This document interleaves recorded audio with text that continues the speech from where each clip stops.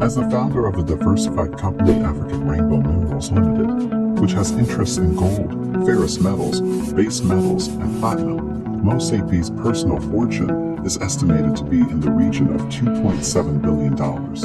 And although this has been a subject of debate, Patrice was listed as the first Black African to have a personal fortune of at least $1 billion. He is a lawyer by profession and became the first Black person to be promoted to partner at the renowned South African law firm Bowman & Gilfillan, shortly after South Africa became a democracy in 1994. Sometimes I've got suspicion, my lord, that is an imposter. I'm not sure. I don't agree. I'm not sure. And majority of the people you refer to as black billionaires, by the way, majority of them are imposters. They are posturing. They do not own and control the claims that they are owning. So I don't know. I don't know of any owner of the means of production who is black and African. I can see that people who are fighting to enter that level, but as to whether they own is something else. I don't know. I mean, we were told here, my lord, that our president is a billionaire, that he will never ask money or steal money from anyone. This is the man who must elect.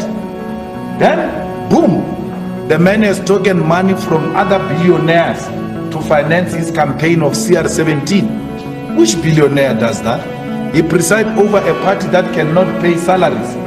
As a president, it comes back to you that your party hasn't paid salaries. Why would a billionaire not pay salaries of his staff members? I think he just likes being called a billionaire. Just likes being called a billionaire. But the man doesn't have anything, shell. They just like being called those things. I don't think they are real. I don't know. I doubt.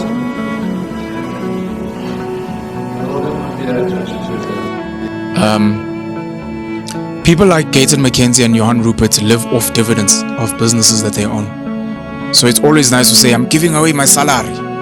Cyril Ramaphosa owns Shanduga, and if ever Shanduga pays him 50 million in dividends a year, if he earns a 3 million rand salary as a president, he doesn't need the salary, so he can give it away. And if he gives it away to charity, it becomes a tax write-off, which he can use against the 50 million. So part of the 50 million won't get taxed because it's given away 3 million.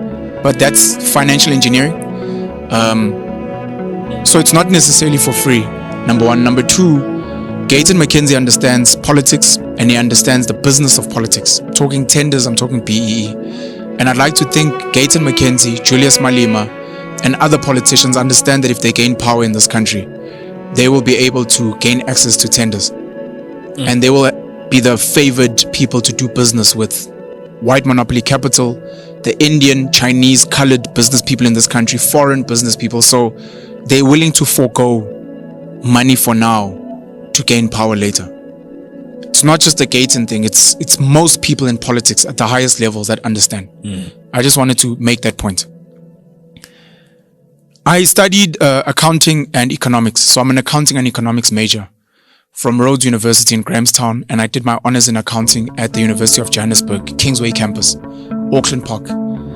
I've read a lot of business books. The most famous ones, the most influential ones. I was not raised in a family that does business, even though my mom was a hustler. She used to sell, like most other mothers, your Tupperware, your Amway, the juice. There was a juice that they sold, pots. She used to sell second-hand clothes. She used to mark for other teachers for extra money. So she was hustling, but she wasn't a businesswoman. We didn't own businesses. She didn't have a shop, etc. So I wasn't raised in business. I don't understand how business works. So I read about business and I met a lot of business people. But when I started business, I was still very naive. And having qualifications and meeting business people and reading the books is not enough. It's almost the equivalent of soccer. I can tell you that I've read all the soccer books. I've watched all the soccer matches. I'm friends with soccer players and soccer coaches. Maybe I was built athletically. But when you get on the field, it's a completely different story. You may not be good, and I wasn't smart enough and good enough in business. And that's why I lost money. I was naive. I was still very human. To be very successful in business, you need to move more towards machine and away from human. I was counseling because I do online consults. I was consulting with a young gent. He actually drove from Richards Bay in KZN, by the coast, to Joburg to come see me, and he was going home to Mpumalanga. And when I took a walk with him, we took a walk around one of the amazing parks in Joburg. He was talking to me about he wants to create employment and empower, and I was like, whenever you put people first, you are not running a business. You're running a non-profit organization, a charity. If you're like, I want to get into business to lower unemployment and to get, you're doing charity work. And charity work is, there are people that do charity work and they are funded. When you put money first, you're running a business. So I made the mistake of putting people first. And that's why I lost a lot of money, because I was running charity, but from my own pocket, which is not sustainable. When I speak about worth, most people don't understand what that means, and it breaks my heart, because some of our biggest heroes have said these things and we don't know what they mean. Being a millionaire doesn't mean much, but when you say it, it's such a big deal and people don't know what it means. I've been studying the Forbes rich list since early varsity, along with the Bloomberg list, the South African rich list as well. I've studied all the big entrepreneurs on the continent and the world. I've met some of them. When you understand accounting and economics, you understand that net worth is assets minus liabilities. Your assets for an ordinary person is your car, your house, maybe if you have some cash and savings. Your liabilities is your house loan, your bond, your mortgage. So you have a 2 million rand house, but you owe the bank over 20 years 4 million. You have a 500,000 rand car, but you owe the bank over 6 years, maybe the equivalent of 900,000. You have deposits, but on the other side, you've got a credit card and a personal loan. So you take these assets, you minus these liabilities, and you get a net worth. Almost all of the rich lists, Forbes, Bloomberg, South Africa, whatever, don't have access to the liabilities. We don't know how much Patrice owes the bank. We don't know how much Aliko Dangote owes investors. We don't know how much Jeff Bezos, Elon Musk owes banks and other people. We don't. All we know is their assets.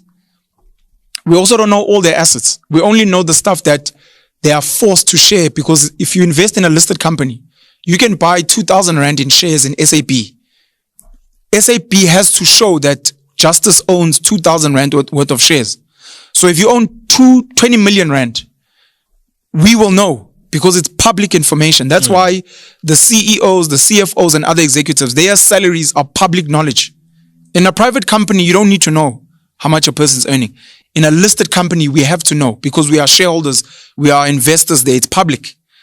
So we only know the listed. So you'll know Patrice Motsepe owns African Rainbow Minerals, African Rainbow Capital.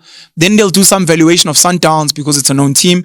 Aliko Dangote the same. Dangote Cement, Elon Musk, Tesla, SpaceX, Jeff Bezos, Amazon, whatever. Bill Gates, Microsoft. So we only know the assets. We don't know the liabilities. We don't know their real net worth. And we only know the listed stuff. Now the asset valuation is based on a measure. I hope I'm simplifying this. Yeah. No, I get you. My mom bought our house at Drop-In in town. We lived a Section 4 at Matadeni with my dad. It was a house he got under the Zulu government when he worked for the Zulu government. It's now obviously the KZN government. My mom as a school teacher got a loan and bought a house in Arbor Park, which is a suburb in Newcastle. And then we moved from Arbor Park. She sold that house and we bought a house in Central, in Newcastle on Talmadge Street. Beautiful home, huge yard. She bought that house, if I was to maybe just give a guess, in 1998 for 200,000 Rand. That was the bond that was approved. So at 200,000, I know interest rates have gone up, but at 10% per annum, you're looking at maybe 2,000 Rand a month for a 200,000 Rand house. Fast forward to today in 2023, you might find that that house is worth 1.2 million rand. Because over time, the value of property goes up, inflation, all those things. And let's say over those years, my mom has paid off the bond. So the house is fully hers. Every month she has to pay rates of 3,000 rand because of the neighborhood it's in. There's maintenance, there's whatever. 1.2 million rand. My mom, let's say, is still a school teacher. She earns 15 to 20,000 rand a month. My mom is a millionaire.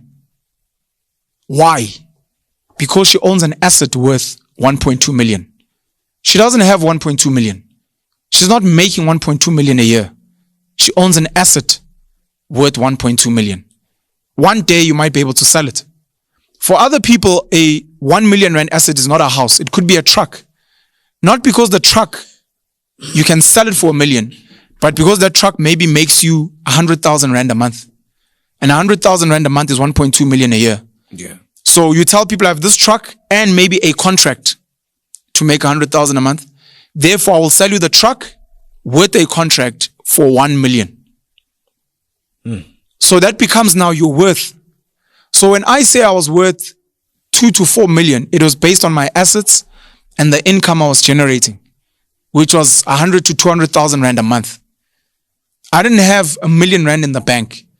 Because people are like, oh, I want to see your bank statements. Where were these millions? No, that's not what it is. Now, because that's how net worth works, and that's how worth, and that's how I now, for myself, focus on cash flow. When real businessmen say cash is king, they mean it. How much cash are you making? I sat with an entrepreneur this year who runs a business that makes over 100 million a year in income. It's got over 200 employees, 100 million. I asked him, what is your gross margin? Discussing accounting now. Gross margin is your income minus your cost of operations as a base. So if I've got a ShopRite, and I make 100 million, how much is the cost of the stock? 20 million. That means your gross margin is 80 million. Yeah. So he makes, this guy, about 80% gross margin. Net margin is something else. Net margin is after you've paid your tax, after you've paid other costs, after you've paid your debt, because your business probably runs on debt, after you've reinvested money into, etc. 20%, 20 million. So he told me his gross margin is 20 million. He makes 100 million as a company. The profit is 20 million. So now you'll be like, oh snap, this guy makes 20 million a year. Or someone, when they report on Forbes, Justice makes 100 million a year. You don't. Someone else will be like, no, this guy makes 20 million a year. You don't. I went and I asked this guy, how much is your salary? How much do you get paid a month from the business? And he said 50,000 rand a month, which is 600,000 rand a year. That guy makes 600,000 rand a year. His business is worth 100 million in turnover, worth 20 million in net profit.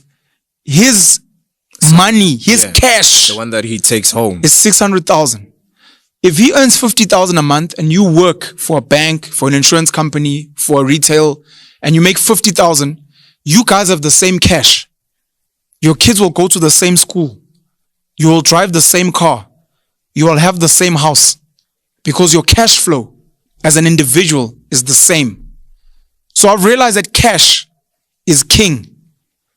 I've once asked someone, I remember Julius Malema was being interviewed when he had a case with Afri Forum, I think. They said, but you've got black billionaires like Cyril Ramaphosa and Patrice Motsepe. And Julius said something that a lot of people never heard before. It's like, I'm not sure if they're billionaires. He's like, Your Honor, I'm not sure. They say they are billionaires, but I'm not sure. And you're like, I mean, Patrice, depending on the year, is worth 1 to 3 billion US dollars. You multiply that today by almost 20. If he's worth 2 billion times 20, that's 40 billion rand. What do you mean you're not sure if he's a billionaire? Then Penn will come and explain that if he's worth 40 billion rand, it is his stake in his companies. The stake in his companies doesn't mean it's cash. It's like your mom's stake in her house. How much are his companies making every year? The Mines, Time Bank, Sundowns, etc. how much are they making? How much of it is gross? How much of it is net? And then how much of it are his dividends and his salary? And you might find that he's like Elon Musk and Steve Jobs. Elon Musk and Steve Jobs is passed on, but they don't earn salaries. Elon Musk doesn't earn a salary. If you were to be like Elon Musk, pay slip. Hey, Ntwana. Anga pay slip, Ntwana. Haibo, what do you, Ntwana, you're the richest man in the world. I pay slip, I don't earn a salary. I think Steve Jobs' salary was $1 a year. What do you mean? I don't know about Steve Jobs. Maybe he lives on dividends, but Elon Musk lives on a credit card. And he does this it's a tax trick. At some point, maybe when I start going hard on business and money, I'll start doing like content that actually gives people the hacks on how to actually win in the money game. He lives on a credit card. So when you look at lifestyle, you might find that you make more than Elon Musk. His net worth is to Mars, to the moon. He can go to the bank, sell his shares, use them as security to go and get money, but he's not. What is key is cash. When you and I walk into a shop and we need to eat food, and you're like, hey, Ntwana, I've got no new. Ntwana, but you're a millionaire. I've seen you being interviewed on CNBC and BBC. Hey, when you own businesses, you're like, hey, Ntwana, my businesses. Last year, my businesses paid me 20 million. I'm telling you real stories. You meet an entrepreneur who's popular in the streets. He'll tell you last year, my businesses, the dividends paid me 20 million. And then because I got a loan to invest in these businesses from the bank, from an NEF, from a CFA, from an IDC, from a PIC, I got a loan. So I have to pay that loan. And the way it's arranged, I don't pay them monthly like normal people. I pay them every year when the dividend is declared. I got 20 million in dividends. I'm a millionaire. Not only did I get 20 million in dividends, when you look at my share of the companies I own, they're worth over 300 million. And those businesses paid me dividend of 20 million. But in terms of the debt I have to pay back, especially with the interest rates going up, I had to pay back, let's say 18 million. So of the 20 million, I keep 2. Yeah. And of the 2 million, because I live in an estate, because I have 4 cars, because I've got 7 children that go to private schools, because my lifestyle, because of, to be honest, what I'm left with every month is 10, 15,000. So when we go out, you have a nice little job, or 50,000, but you live in a small flat, you drive a nice little car, your kids go to a decent smolanyana Model C, your disposable income is more than this guy. So he's asking you, Ntwana, please, can you pay for the meal? But the guy's worth 300 million. Last year, he cashed in 20 million. He has 2 million to live his life, but he's only keeping 10 to 15,000. Now, to explain this to people is what we call financial education, which most people don't have. And if you have to start it, you have to start it from scratch. What is money? What is an asset? What is a liability? What's an income? What's an expense? What is gross margin, net margin, a balance sheet, income statement? And you'd have to show examples until people finally understand, so that when Likau and Casper Nyovest sit down and they're like, we've got a press conference, we're signing 100 million rand drip deal with Casper Nyovest. Everyone's like, yo! Malengaga. Penel's like, get the fuck out of here. The fuck do you mean? Luckily, Likau was asked in an interview and he responded and he was like, no, it wasn't a 100 million deal like Drip is giving Casper 100 million. Yeah. What we were saying is we're going to release a range for Casper. And our hope is that we will sell so many sneakers that it will bring in 100 million. We hope. Ha. 100 meter deal, no Likau. And you're like, you guys don't understand money and it's embarrassing. So when Penel says he's worth 2 to 4 million, it almost means nothing. I was making about 100 to 200,000 rand cash per month. That's more important. And of that 100 to 200,000 rand cash, my lifestyle at the time was between 20 to 30,000 rand a month. I was making 20 to 30,000 rand a month.